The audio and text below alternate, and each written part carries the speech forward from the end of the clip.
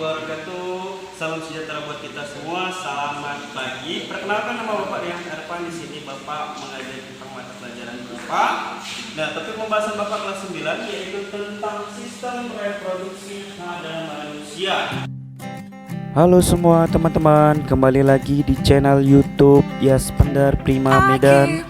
Dukung channel ini terus dengan cara like and share and subscribe. Dan jangan lupa untuk menyalakan lonceng langganannya sebab ini gratis. Agar kalian tidak ketinggalan video terbaru dari kami. Semoga bermanfaat dan selamat menonton.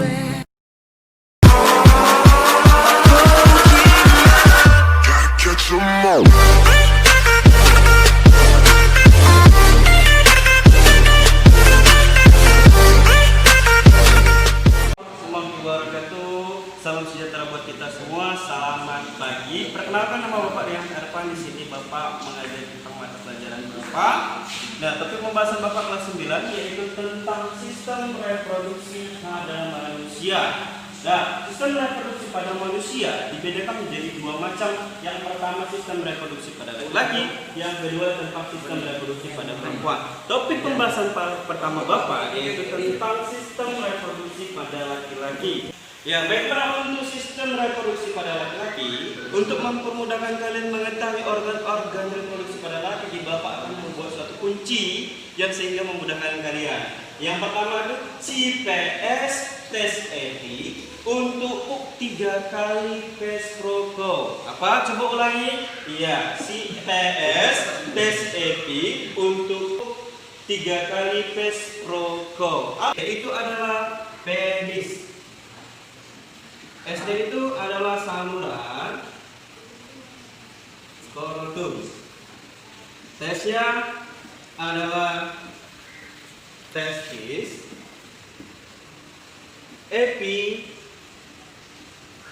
Epididymis. B-nya vas deferens. Punya uretra. K-nya ini kelenjar. Kelenjarnya ada 3, Pak. Yang pertama vas, yang kedua pro, yang ketiga kropo. Kasih tahu Bapak, vesicula seminalis. Pro-nya itu kelenjar prostat. Ko-nya itu kelenjar kolorektal. Nah, inilah organ-organ yang terdapat pada sistem reproduksi. Bapak akan menjelaskan fungsinya berdasarkan gambar yang Bapak ambil. Tapi terlebih dahulu Bapak kasih tahu sama kalian, ambillah sisi positifnya dan ilmu yang berharga buat kalian. Yang telah Bapak buat, ini adalah gambar daripada sistem reproduksi laki-laki. Nah, untuk bagian-bagiannya, yang pertama perhatikan yang bagian pertama, itu adalah penis. Penis fungsinya tempat keluarnya sperma dan urin atau air seni. Nah, untuk yang kedua yaitu skrotum. Fungsinya menjaga suhu testis sekaligus melindungi bagian testis yang di dalamnya. Oke. Nah, untuk penis dan skrotum ini dua merupakan organ terluar dalam reproduksi laki-laki. Selanjutnya ada, perhatikan ke depan, ada yang namanya testis, berfungsi sebagai tempat menghasilkan sperma. Nah, juga menghasilkan hormon testosteron. Hormon testosteron ini berguna untuk perkembangan reproduksi pada laki-laki.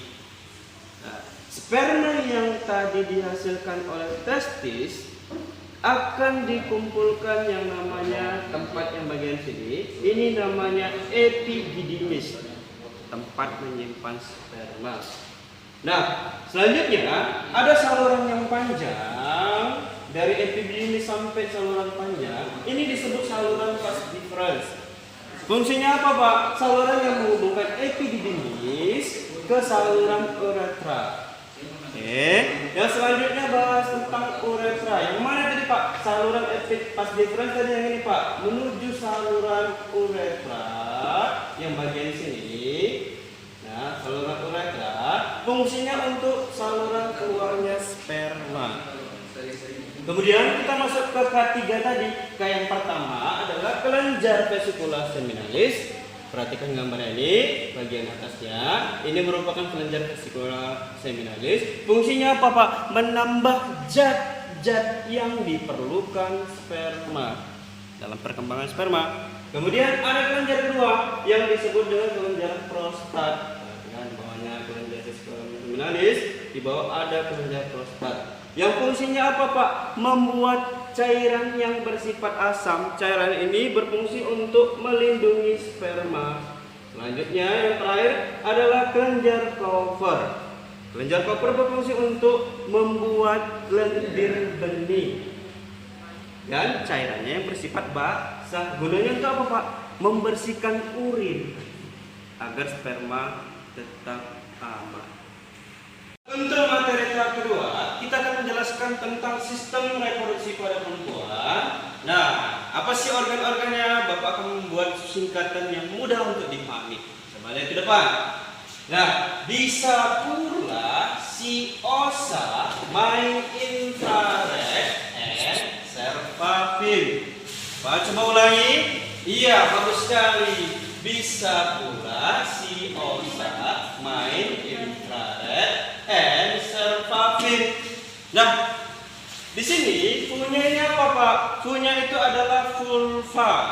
Yang kedua ini adalah la itu adalah labium. O-nya itu apa, Pak? Ovarium. Sa-nya itu apa? Saluran telur atau tuba fallopi atau oviduct. In-nya ini apa, Pak? Infundibulum. Ra-nya ini apa? Rahim atau uterus. N-nya itu endometrium. C-nya ini cervix. V-nya vagina. Dan terakhir fem-nya fimbria. Nah, pada organ reproduksi bagian luar dibedakan menjadi dua macam. Yang pertama put, yang kedua la. Apa tadi punya? Vulva. La-nya adalah labium. Vulva ini adalah celah, Pak. Celah. Nah, sedangkan labium ini dibedakan menjadi dua macam. Yang pertama mayor, yang kedua minor. Mayor itu tebal, lapisannya tebal. Minor adalah tipis.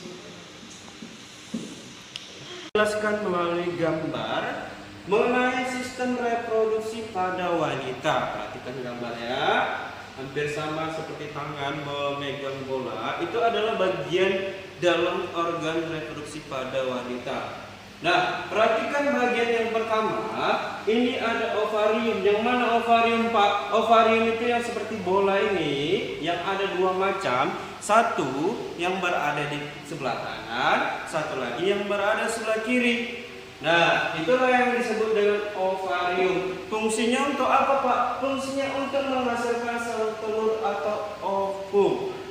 Nah, selanjutnya di sini ada bagian lengannya. Ini disebut tuba fallopi atau saluran telur. Fungsinya untuk apa, Pak? Tempat bertemunya sperma dan ovum atau sel telur. Nah, apalagi Pak fungsinya? Tempat berjalannya sel telur ke rahim. Jika sel telur yang tidak dibuahi berjalan ke rahim, maka akan diluruhkan atau dihancurkan. Itulah yang disebut dengan siklus menstruasi. Nah, kemudian ada tangan di sini, bentuknya seperti tangan. Ada jumlahnya sepasang di sini. Nah, yang pertama ini adalah infundibulum, itu ujung dari tuba fallopi. Bagian dari infundibulum ada fimbria. Fimbria ini sama infundibulum ini fungsinya untuk menangkap sel telur yang matang.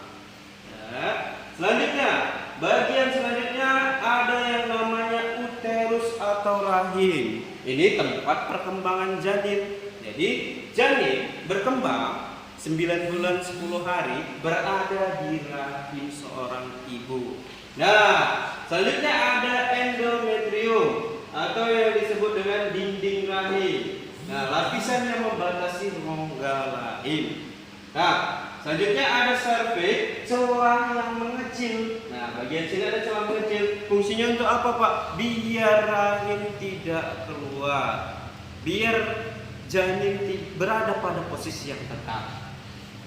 Nah, selanjutnya yang terakhir adalah vagina, tempat keluarnya menstruasi dan haid.